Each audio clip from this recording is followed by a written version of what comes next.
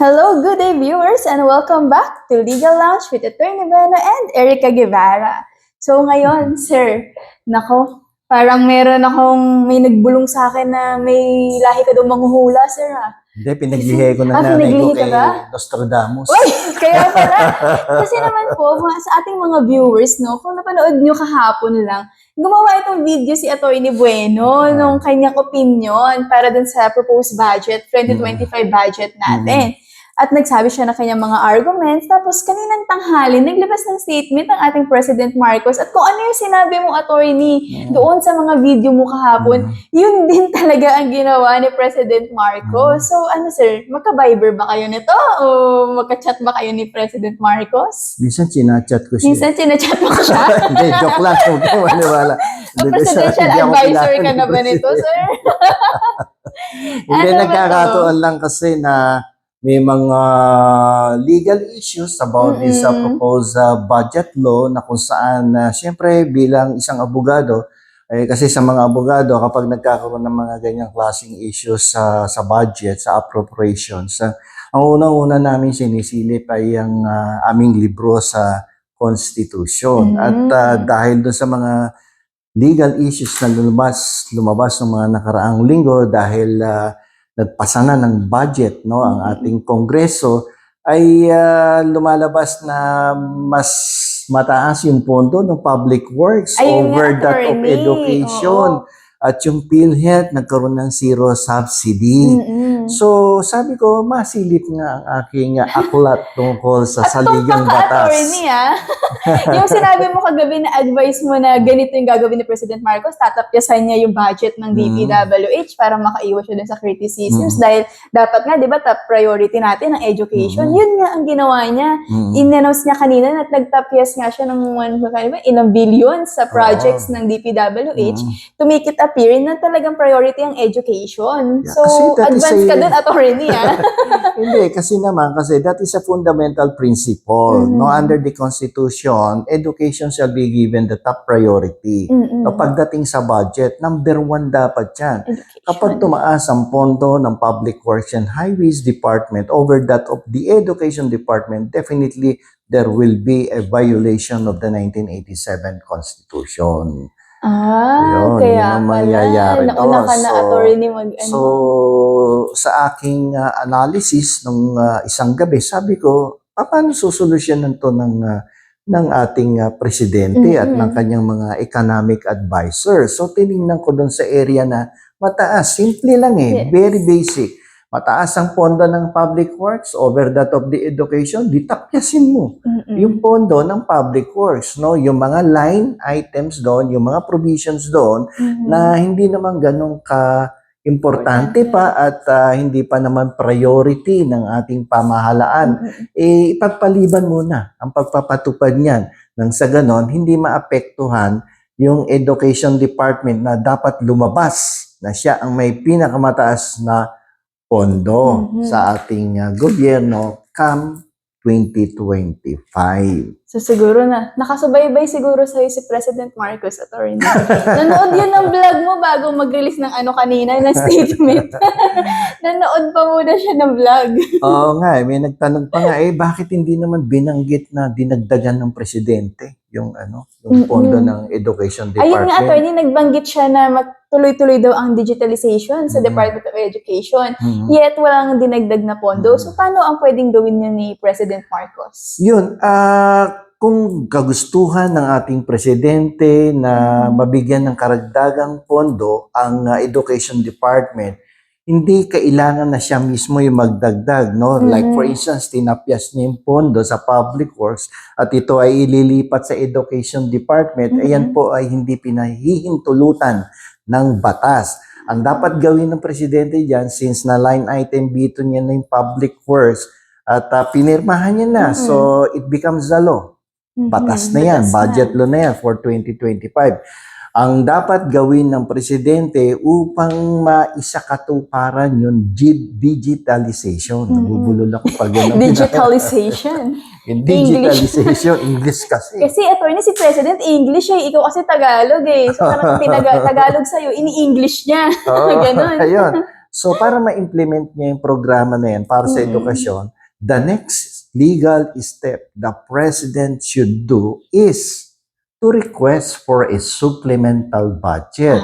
Like for instance, ang sabi ni Secretary Anggaray, kailangan ko ng approximately 12 billion pesos to implement the digitalization program of the Department of Education. So what the president should do is to request the legislative department for a supplemental budget in the exercise of the implied powers of the President of the Republic. So, nasa legislative department na yun, attorney. Oh, kasi the power to reduce the amount of budget doon sa proposed budget law kay presidente. Pero he cannot increase the budget.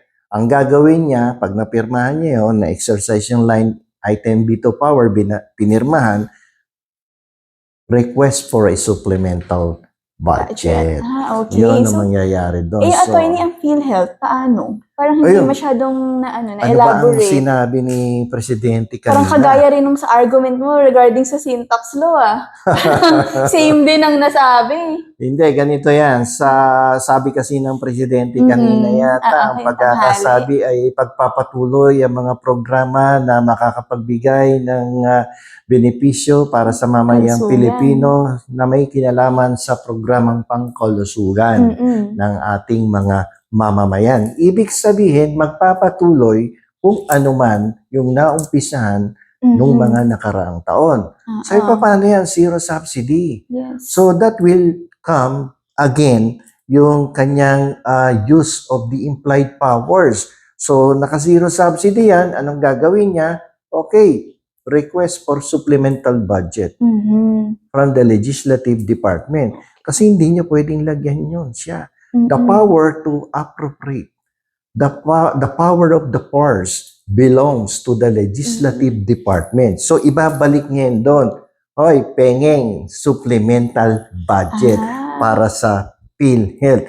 At nang tayo ay hindi ma-violate ang syntax law. Pag binayolate mo ang syntax law, you will be having trouble pagdating sa provision ng ating saligang batas. Sapagkat sinasabi ng saligang batas, ang healthcare programs ay dapat bigyan din ng prioridad ng ating bansa.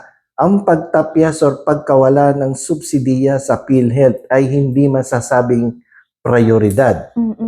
No? So, para ma-maintain mo ang sinasabi ng saligang batas na prioridad din ng pangkalusugang programa, ibabalik mo yung pondo.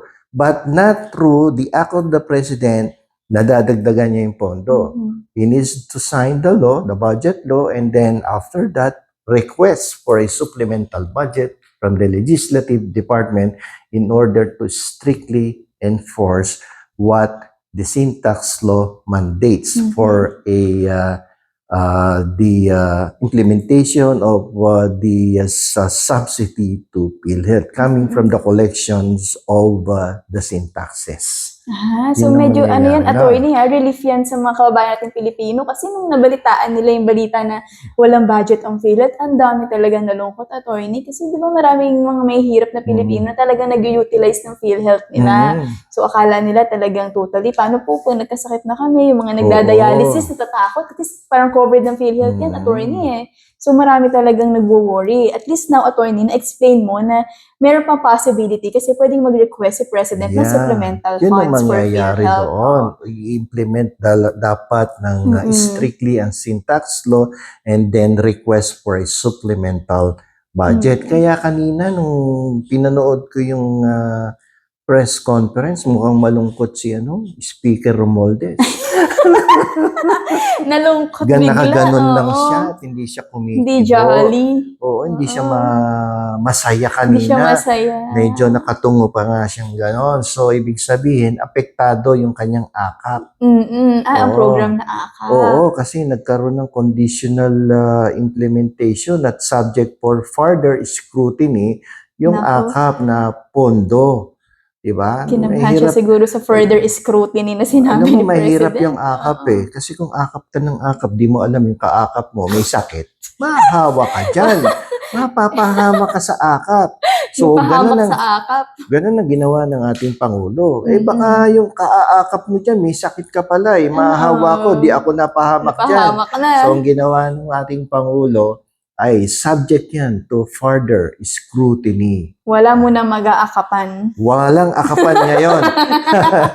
Wala mo na mag-aakapan. Layo-layo tayo. Oo. Ganon. So, ano naman nakakatuwa, Mhm. sapagkat sinabi ng Pangulo na siya ay nakikinig sa boses ng bawat Yes. Pilipino. Mhm. At ayaw niyang masira ang relasyon ng Tiwala. bawat mamamayan sa ating pamahalaan. Mhm. At siya ay talagang kanyang inoobserbahan yung accountability and transparency in the Mhm. government. At kapag nakita ng taong bayan na, Mr. President, mukhang wali yata ang yung ginagawa, paki-revisa, paki-review ang proposed budget law, ayun ang ginawa ng presidente. Hindi niya agad pinirmahan ng nakaraang Kaya nga linggo. na-delay nga daw po, attorney. Dapat daw Na-delay po yan. supposedly before Christmas pa. Oo, ang ginawa ng Oo. presidente, delay the Before signing New of Year the law. tuloy. We need to review and to study further the provisions of the 2025 budget law. Yun ang kanyang Mhm. ginawa. Yes. At yung ating hula, no, ay nagkatotoo. No, yung pagtapyas sa pondo ng public works at Tumpak na tumpak yung statement mo tumpak na kahapon, tumpak, attorney, sa no? vlog, no? Oo, so tayo naman ay kahit papano ay tumatama ang ating mga legal analysis no, pagdating dito sa usaping budget no, Yes. ng ating pamahalaan. Mhm. At natutuwa din tayo sapagkat ang presidente ay nakinig sa taong bayan no, sa mga kritisismo. Kasi sa kanya, pag constructive ang criticism, okay lang sa kanya eh. Mhm. Kita mo nakinig. Tumatanggap ng Hindi criticism. yung katulad na, alam mo, yung ibang mga nakadikit sa presidente, yung tango ng tango, makasip-sip lang, Mhm. kahit mali yung pinapipirmahan, no? Sige, tapos Taga-oo lang. sila yung bumubuyo doon sa Pangulo. Pagkatapos, pag napahamak, ano yan, kanya-kanyang takbuhan na yan, na may iwan yung Pangulo. So, kawawa yung Pangulo. So, dapat may responsibilidad din ng ating mga mamamayan na kapag nakikita mong medyo may kamalian sa ibang ginagawa ng Pangulo, kinakailangan punahin. At siyempre, ang Pangulo, hindi mo masisisi yan eh. Madaling araw pa lang nagbabasa na yan ng mga sangkatutak na papeles sa ibabaw ng kanyang lamesa. Sabay, maaasahan mo ba na lahat ng hinahatag sa harapan ng kanyang lamesa na basa niya, nabusisi niya yan? Paminsan-minsan siguro nag-YouTube yan, nagso-social media, tapos makakakita ng mga kritisismo na konstruktibo, nakakatulong yan paminsan-minsan, di ba? At least marirealize ng presidente, mukhang mali nga ako doon di ba? Tama itong sinabi ng isang abogado, isang ekonomista, isang dating government official. Pakinggan natin to. Baka tama. Baka susunod, ikaw ang sinesearch, attorney. Makinig muna ako kay Attorney Bueno. Tignan natin ano ba ma-advise kasi niya. alam mo, ang presidente ay maraming mga economic advisors. It's a mixture of advisors coming from different administration in the past. Yung economic advisor niya ngayon ay alam ko ay galing sa grupo ni dating President Noynoy Aquino. At meron din siyang mga legal advisors na galing naman sa grupo ni dating President Joseph Estrada. At meron din siyang, ewan ko kung may galing kay Duterte. So mix na talaga tong mga advisor niya na to. So magagaling yan no, na mga advisors at nakikinig siya sa kanyang mga tagapayo bago gumawa ng isang pinal na desisyon. So yun naman yung maganda kay President Marcos. At least, di ba, open siya sa mga ganun, sa opinion ng tao, sa boses ng sambayanan. Yun ang maganda kasi may previous vlog ako na one good indication of a good leader is a leader who listens to the people. Parang isang panya lang yan eh. Kunyari, presidente ka ng isang multinational corporation. Importante na pinakikinggan mo ang mga hinaing ng mga empleyado hanggang sa kababa-babaan na posisyon, janitor. Pakinggan mo yan kasi hindi mo alam, minsan may mga ideyang maganda yan eh. No, pag mamaya akala mo sa'yo na yung pinakamaganda, yung pala yung ordinaryong Ordinaryong empleyado, tao. meron palang magandang opinion. Mm-mm. So that is one good trait and leader. character of a leader. A leader who always listens. And that yes. trait we can see in the person of the incumbent president na si Bongbong Marcos. Mhm. So, pinoportray naman But talaga we ni cannot President. avoid the fact na siguro bukas, mamayang gabi, marami pa din magkikriticize dyan sa Mhm. ginawa niya ng line item dito sa public works. Pero hindi natin maiwasan yun. Nasa demokrasya tayo, hindi Mm-mm. mawawala na may Freedom of speech kasi tayo, freedom of attorney. speech, Ah. expression, hindi mawawala na may magkikriticize pa rin. Mhm. Politika yan eh. Iba ang politika. Oo. Ayun. So, siguro hanggang dyan na lang muna tayo Mhm. sa ating episode na to tungkol sa pagpirma ng ating Pangulo sa 2025 budget. So, meron ka bang parting words para sa ating mga subscribers, viewers tungkol dito sa particular episode of budget law for 2025? Ayan, sa ating pong mga viewers, wag pong kakalimutan mag-subscribe sa aming YouTube channel, The Legal Lounge with Attorney Bueno and Erica. At nakikita nyo naman na si Attorney, no, laging one step ahead sa ating mga issues, pati sa kanyang vlog kagabi, na pangunahan pa ang desisyon ng ating Pangulo. Kaya naman, please mag-engage po tayo sa ating comment section. Please let us know your thoughts po at pag-usapan po natin yan dito sa aming vlog. Okay, hanggang sa susunod na episode, mga subscribers and viewers dito sa Legal Lands, naasahan po namin na magpapatuloy kayong tumangkilik dito sa aming YouTube channel with Miss Erica Guevara. And Attorney Bueno, thank you po! Maraming salamat po sa inyong lahat.